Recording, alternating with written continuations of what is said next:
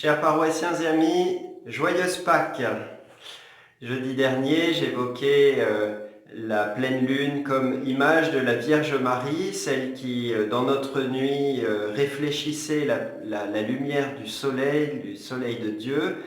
Aujourd'hui, au matin de Pâques, nous avons trouvé ce merveilleux soleil, image de celui qui nous donne la croissance, qui nous réchauffe et qui nous éclaire.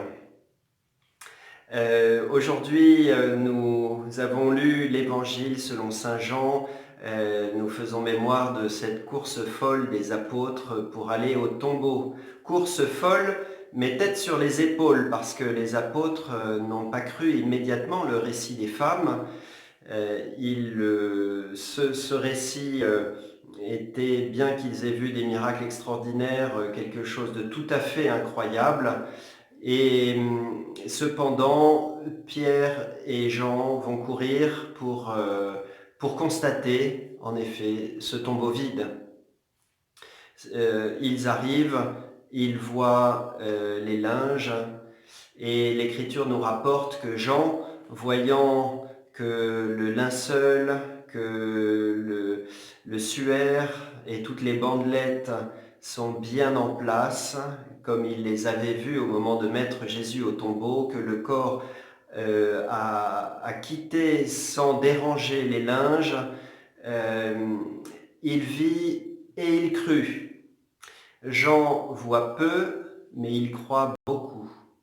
Et nous, c'est souvent l'inverse. Nous voyons beaucoup et nous croyons peu. Et ceux qui veulent toujours des miracles sont aussi ceux qui n'y croient jamais. Il en faut toujours plus et on ne croit jamais.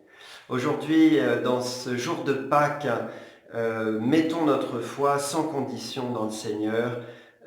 Arrêtons de toujours repousser à davantage de preuves. Nous avons suffisamment pour croire. Alors, adhérons de tout notre cœur au Seigneur. Ainsi, saint Paul aux Colossiens, dans la lecture d'aujourd'hui, dit « Si vous êtes ressuscités avec le Christ, recherchez les réalités d'en haut. C'est là qu'est le Christ, assis à la droite de Dieu. Pensez aux réalités d'en haut, non à celles de la terre. » Frères et sœurs, le Christ est ressuscité, alléluia. Il est vraiment ressuscité, alléluia. Que Dieu vous bénisse.